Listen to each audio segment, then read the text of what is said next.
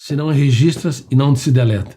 Você nunca deleta teus medos, nunca deleta tuas angústias, nunca deleta teus traumas. Você só pode reeditá-los.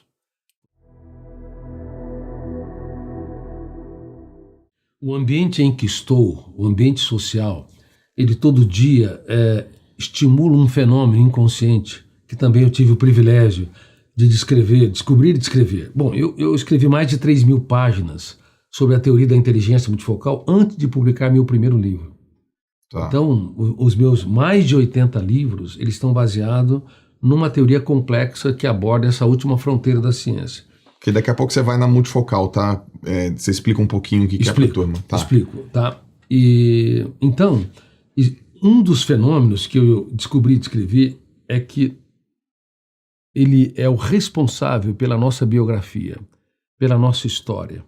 Uma pessoa pode negar o seu passado, negar as pessoas que amou, que contribuíram com ele, negar os seus amigos, mas ela nunca pode negar até Deus, mas ela nunca pode negar a sua história, porque a sua história, seja ela tensa ou tranquila, seja ela asfixiante ou libertadora, ela é registrada automática e involuntariamente, independente do eu, que representa a capacidade de escolha, a consciência crítica e a autonomia.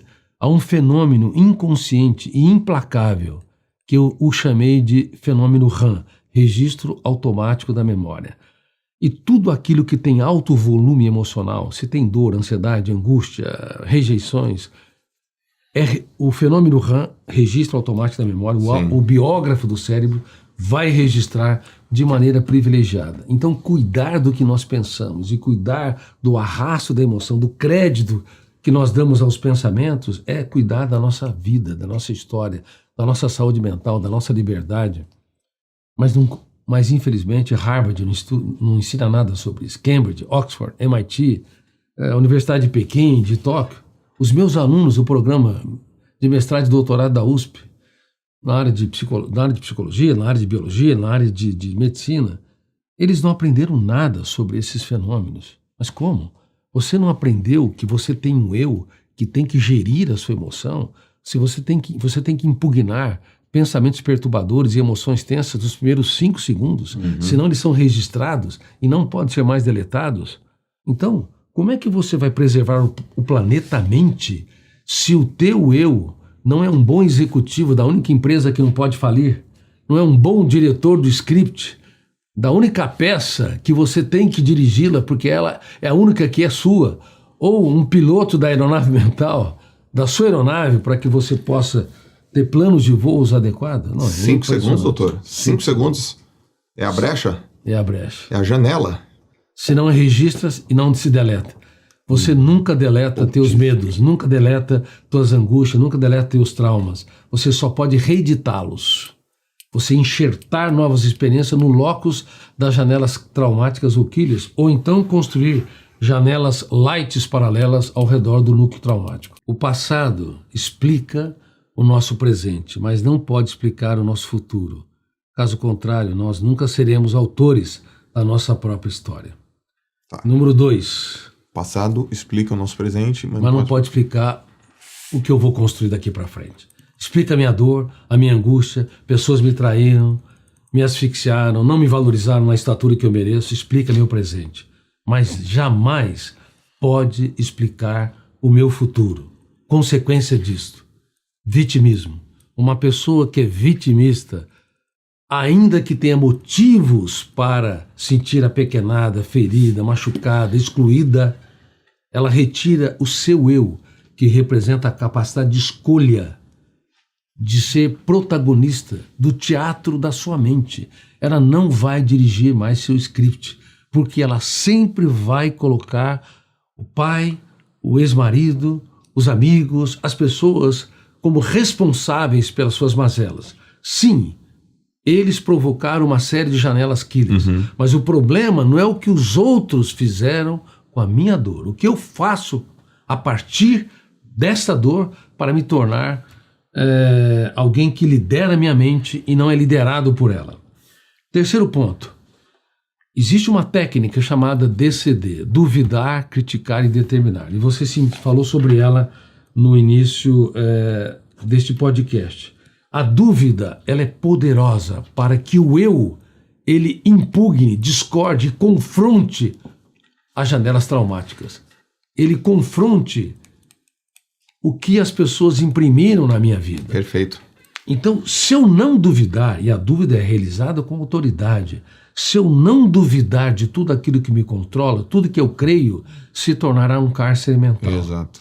A crítica é o princípio da sabedoria na psicologia. Veja bem, a dúvida na filosofia, a crítica na psicologia. Eu tenho de criticar os pensamentos tóxicos todos os dias, mas não criticar como uma pessoa vitimista, mas como protagonista, como autor da própria história, com autoridade, discordando seriamente da minha posição de me curvar à dor e de me tornar escravo dela. E a outra parte da técnica, que é o terceiro elemento, duvidar, criticar e determinar ou decidir. Todos os dias, cada ser humano tem de fazer escolhas. Todos os dias. As escolhas são diárias, só que nós não fazemos. Decidir o quê? Decidir ser gestor da emoção. Como não há inteligência emocional, e nós abordamos sobre isso, discutimos sobre isso, a emoção é burra, a emoção é desinteligente, a emoção é inconsciente, ela não consegue ser autogerida. Então Daniel Goleman, ele trouxe os elementos da inteligência emocional e foi muito importante em 1995. Só que ele não sabia que a emoção por si só, ela não consegue ter credibilidade nela mesma. Exato. Porque ela não produz pensamentos, não tem intelectualidade. Esse é um atributo do eu. Boa. Reitero, o eu que tem capacidade de escolha, consciência crítica, autonomia, autodeterminação. É o eu que tem que gerir a emoção. A técnica DCD empodera esse eu.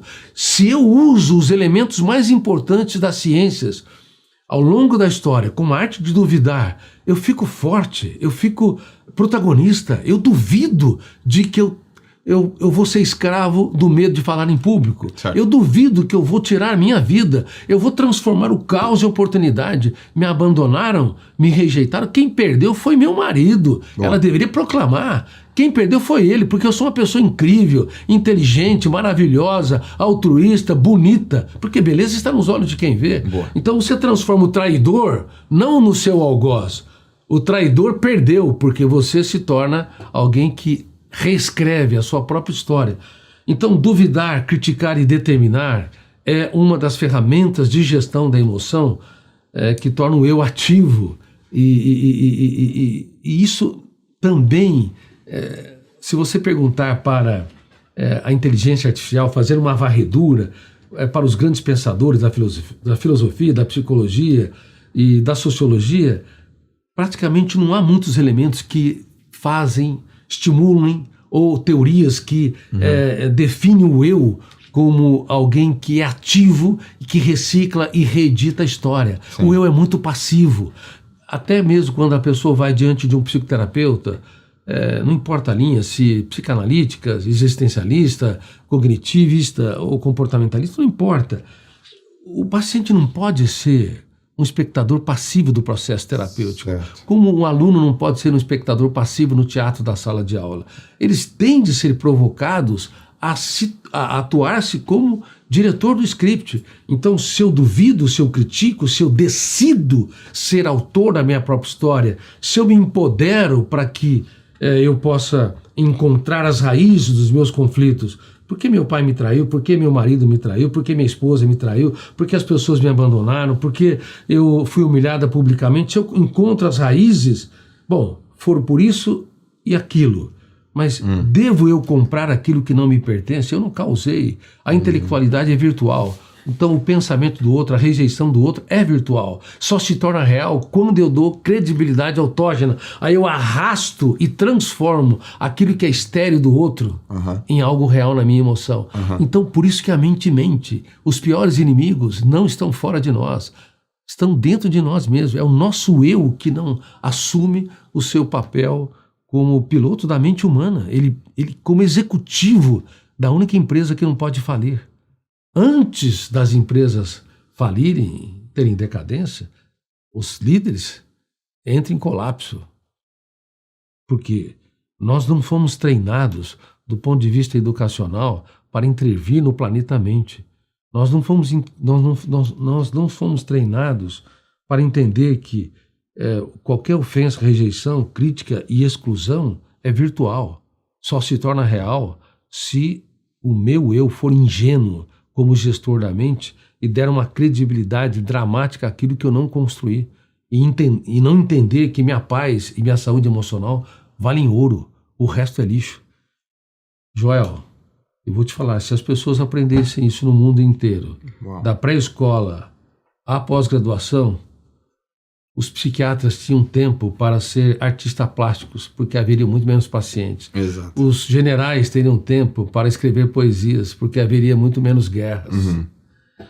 E os policiais teriam tempo para fazer mais esportes, porque havia muito menos ocorrência. Infelizmente, no mundo todo, a nossa espécie, por não entender essa última fronteira da ciência, que eu te falo com muita humildade, minha vida, eu sou o psiquiatra mais lido do mundo, mas talvez um dos que tem um peso maior por onde caminha a humanidade.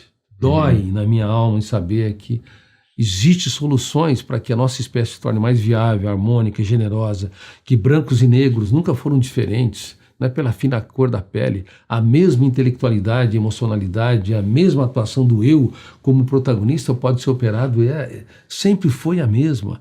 Não existe a chineses, orientais e ocidentais, intelectuais e letrados, ricos e miseráveis.